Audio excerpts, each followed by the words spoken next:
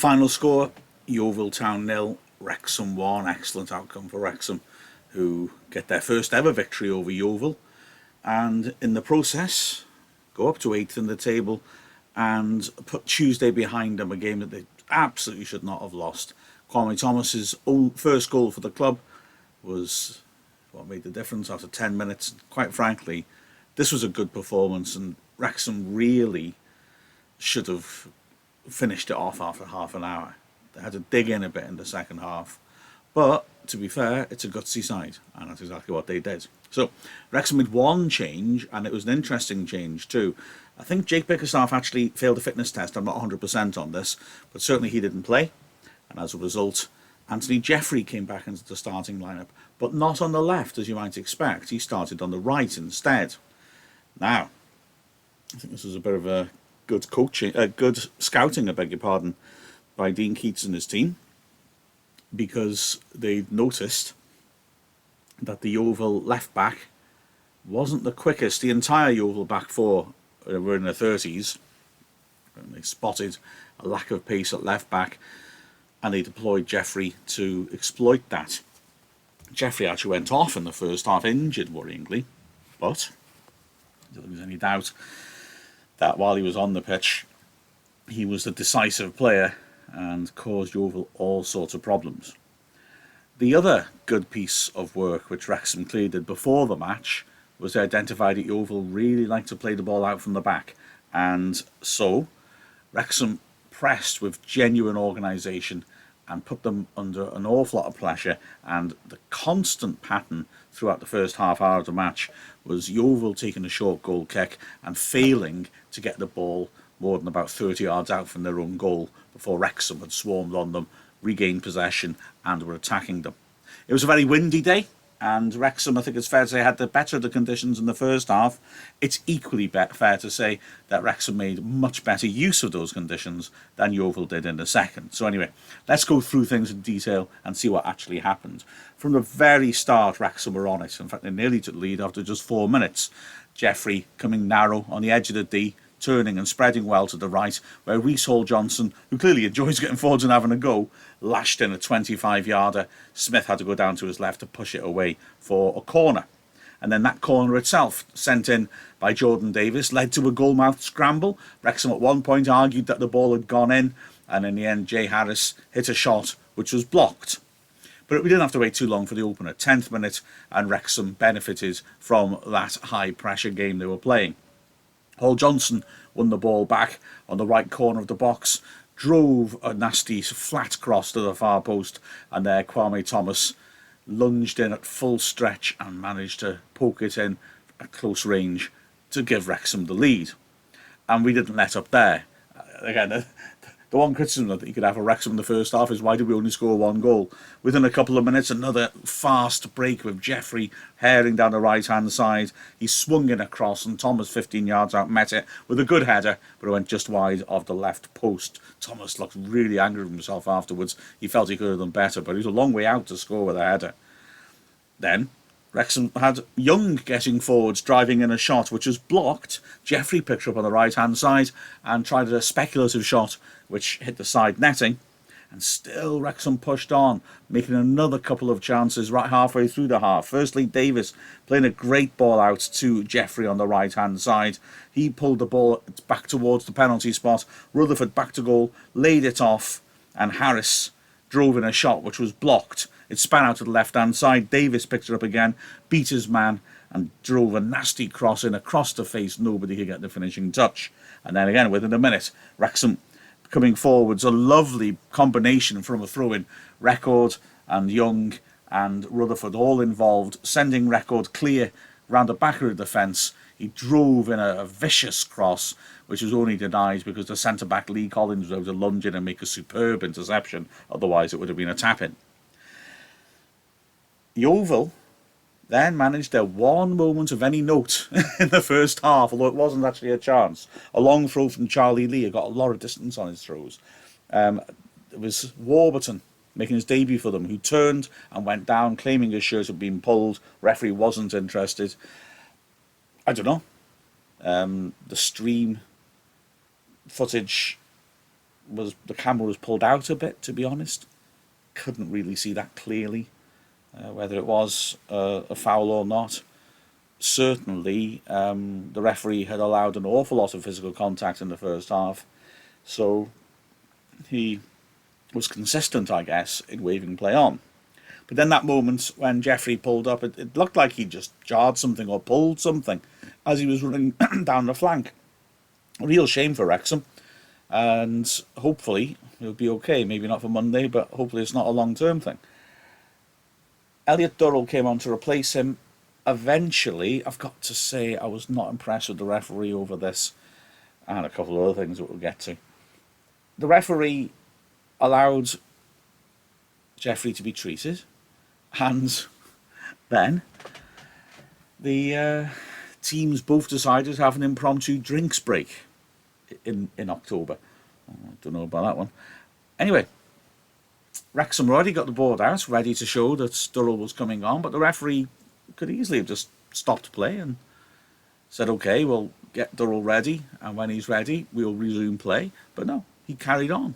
So Wrexham had to play with 10 men for 4 minutes before Durrell finally was able to come on when the ball went out of play. I thought it was very unreasonable refereeing that. Just add the time on at the end of the half. Does it matter? Anyway, it did feel like a little bit of a turning point in the game. I think there are a few reasons for this.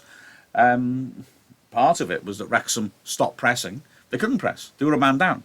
They couldn't start committing forwards. Yeovil had one of their rare moments of possession in that half. Also, they lost Jeffrey. He was a key figure in the transition, bringing the ball forwards. And also with those changing of ends, it meant that the second half felt very different. Although Wrexham did have one last chance to take a 2-goal lead into the break. The 2-goal lead they ought to have had. A free kick into the box. Kelleher got up for it. He rather bounced off him. Vassell pounced on it 6 yards out. And hit a goal-bound shot, which appeared to be blocked by a teammate who was trying to get out of the way. The ball ricocheted out to Durrell from 20 yards, and his snapshot was off target. So, like I said, the second half was a very different affair. But I would still argue that although Wrexham didn't dominate it, we were just about Yeovil's equals and were pretty comfortable. In fact, as I'll say in a moment, I would argue there was only one really proper chance of them to score.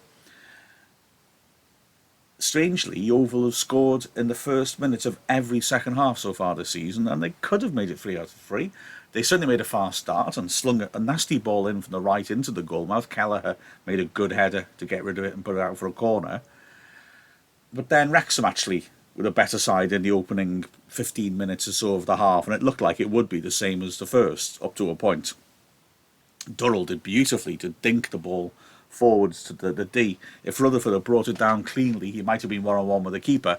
His touch wasn't the best, but Durrell did brilliantly to follow up his little pass and hit a first-time toe poke from 20 yards, which was flying towards the bottom left corner. An excellent lunge, one-handed, to push it round the post by Smith, because it was very well directed, it was very well struck, and he surely couldn't have anticipated that Durrell was going to run up and do that. A real toe buster. So good save that. And Wrexham, a couple of minutes later, had another opportunity from the edge of the area. Wilkinson with a poor header clear. Young, 20 yards out, took it on the chest, and as it dropped, hit a clean volley. He struck it really well, but it was too straight, and Smith was able to hold it pretty comfortably. Then it was a nice piece of work by Harris, switching the ball.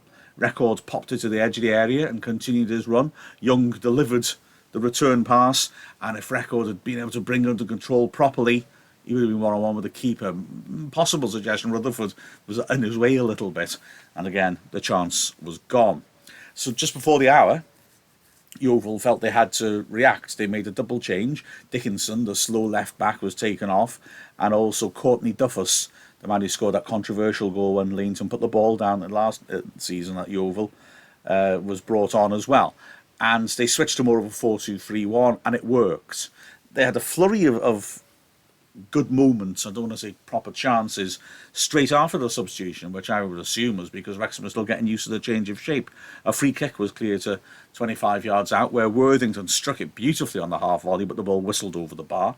Then a minute later, from the goal kick, a very fortuitous deflection appeared to put Albie Scandi clear on goal, but Hall Johnson showed superb pace to race back and tackle him. And then from that throw-in, a long throw again by Charlie Lee, Leighton scrambled across and had to push it round his post to stop the ball from going in directly. Of course, we all know that a throw-in, if it went in, would not count because throw-ins are indirect. But it would take a brave keeper in a crowded goalmouth to leave it and hope the referee realised nobody had touched it.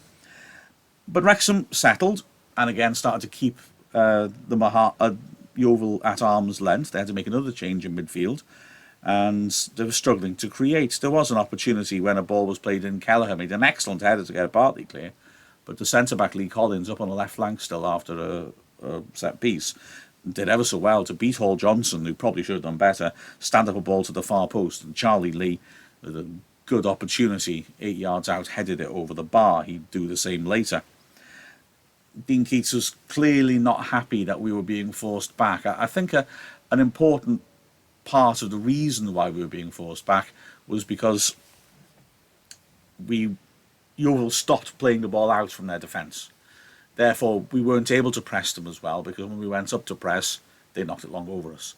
And therefore, we had to sit off a bit deeper.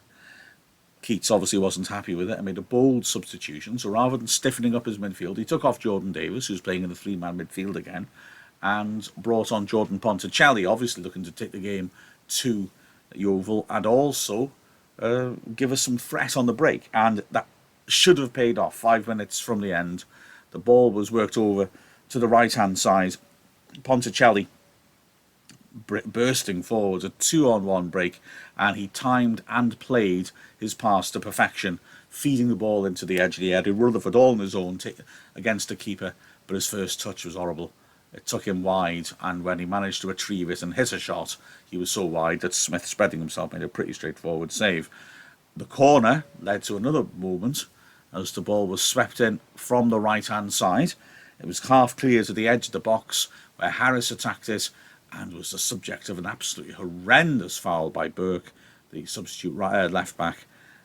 It was a yellow card. I must be honest, at the time, I genuinely feared that Harris's leg had been broken. Harris was able to get up and finish the game, but it was an absolutely appalling challenge, and I really feel angered, I think is the only way I can put it, that the referee didn't deliver a red card for that. As it was, the last 5 minutes saw Yeovil really trying to throw the kitchen sink. They'd gone more direct, as I say, in the second half, trying to use the wind. Now they sent Wilkinson, the centre-back, up and started just pounding long balls into the box. Wrexham defended this very well. Rodgers got a corner, which he swept in, and Lee at the far post again popped up and got there first of his head, but again couldn't keep his header down. In the 93rd minute then came that big chance I referred to right at the start. It was a cross from Lee on the right-hand side. Duffus did ever so well to squeeze it back into the goalmouth. And there, Rhys Murphy, the man who scored a hat-trick against Wrexham last season, had a glorious chance about 10 yards out in a bit of space. I must be honest, I thought he'd scored, but he put it just wide of the left post into the side netting. The ref gave a corner, which Wrexham were furious about, and I certainly couldn't see any deflection. Wrexham dealt with that, but did have to survive one bizarre last scare, although the fact that this was one of only a couple of times when Leighton had to have a little bit of a scramble on maybe shows that Yeovil didn't have much threat. It was the goalkeeper, Adam Smith, coming out of his area and hitting a long boot up the middle of the pitch, hoping somebody gets something on it. The wind took it, and it ended up bouncing over Leighton and just over the bar. He wasn't close to being a Miyabi. It always looked like it was going over, although, like I say, Leighton gave a little nervous hop just to make sure. So, Wrexham went, superb away victory. And there were a lot of good performances as well. Leighton had nothing to do, essentially, as I just explained. At the back, the full-backs were excellent. Hall Johnson, who would be my pick for man of the match, in the first half hour was driving forwards, supporting Jeffrey, causing all sorts of problems, winning the ball high up the pitch. In the second half, he had to do his defensive job more, and apart from that time when Collins got past him too easily, he did it well. And made that superb tackle on Scandi as well, which was a moment of potential danger. On the other side, Record, well, as Hull Johnson seemed to become a little more conservative when it comes to coming forward, Record started pushing on more. He did very, very well. his height is useful as well when you're under bombardment like that. So a good performance by record. The centre-backs are looking very consistent. A really strong pairing. Kelleher just keeps winning those headers, those awkward headers in the penalty area. Vassell, great pace, covering, and he's physically robust as well. It's a really good combination. Remember, we're only letting 2 goals now in 3 games, and both of those were from set pieces where someone other than the centre-backs had made mistakes. So those two are looking strong. In midfield, well, interestingly, it was more Jay Harris dropping deep than on Tuesday, where it was Davis dropping off. I've got to say Davis looked good going forwards and in a more advanced position. He uses the ball well, he passes accurately, and I thought he had a good game. He was sacrificed for tactical reasons with 12 minutes left. I wouldn't say that Harris was exclusively sitting deeper at all. He did have a good game though. He had real presence in midfield, snapping into tackles as always, directing things, moving the ball around well. Another typical Jay Harris performance, in all honesty, a proper leader. And Luke Young as well continued his excellent form. In this 3, Young is being given more scope to get a bit higher up the pitch. And it's going well. He feeds... Oh, beg your pardon. Oh, sorry. He's feeding some good service into the strikers. He's getting into shooting positions as well. So Young as well. And, of course, typically he was getting a foot in all the time. So good performance by him. And then the front 3, well, Jeffrey was terrific, but he only lasted 40 minutes. When he was replaced by Durrell. Durrell did well as well. He was intelligent in his use of the ball, didn't waste it much, and was always a threat around the edge of the area. On the other side was Rutherford. Rutherford's... Right, now, he did a good job in terms of his movement. I mean, he got into a couple of excellent goal-scoring positions. And also his movement's good. I do like the way he'll play wide, but he'll suddenly turn up on the wrong flank in the penalty area. You know, and I'm not stupid. I don't think players have to stay where they are. But I do think Rutherford's particularly good at timing those runs quite late and suddenly just popping up in great positions. The problem is he's not a great finisher, and on this occasion I think he'd be quite disappointed with himself. Like I said, twice he got himself into glorious positions, and both times his touch let him down. And I think he'll be frustrated with himself about that. The other benefit of Rutherford, of course, in a game like this is that if we're looking to press as a tactic to put pressure on a defence that passes out, well, I mean, you can't ask for anything else. Throws his mind back to the first spell Dean Keats had as manager, when he inherited a dreadful squad from Gary Mills and had to make do and mend. Well, he had a couple of good players, and one of those was Rutherford. And if you recall, he used to play Sean Harrod and Jenny McDonough up front, with Rutherford in the hole behind him. Now, Rutherford wasn't going to start playing like a number 10 and playing these fabulous through balls, but the thing is, he knew that we were inferior, Keats did, and he knew that if he could get those 3 to really work and press, we would be protecting ourselves. The great example of that was against Forest Green Rovers, a team who were top of the table when we played at the Racecourse and who wanted to pass out from the back. And you'll recall, of course, that we had a terrific 3-1 win. If I remember right, was it 2 from McDonough, 1 from Harrod? But that front 3 didn't just operate as attacking unit, they were a superb defensive unit and forced so many errors from Forest Green and stopped them getting the forwards. And he used that system a few other times. And yeah, Rutherford has shown his value in the other side's half. And then up front, Kwame Thomas got his first goal for us. He's another one. I think you get what it says on the tin with Kwame Thomas. He's a proper target man. He wins a decent amount of headers. He's up against 2 big, strong centre-backs today and didn't get a lot of change out of them. But he works endlessly, chasing things down. He did get a bit isolated in the second half, and it was right to bring Ponticelli on with him. And straight away, Thomas won a flick-on header for Ponticelli, and I do think that's a partnership I'd really like to see get a bit of pitch time. I think those two could combine very well. So great win, excellent win. We did ever so well. Another game in 2 days. These games will not stop coming at us for a few weeks yet, but if we can hit form, and we seem to be, that could be a very good thing. With the final score of Yeovil Town 0, Wrexham 1, I'm Mark Griffiths from the Wrexham AFC Media Team. Thanks very much for watching. Please subscribe as well so you don't miss out on any of our content, and click the bell to get notifications.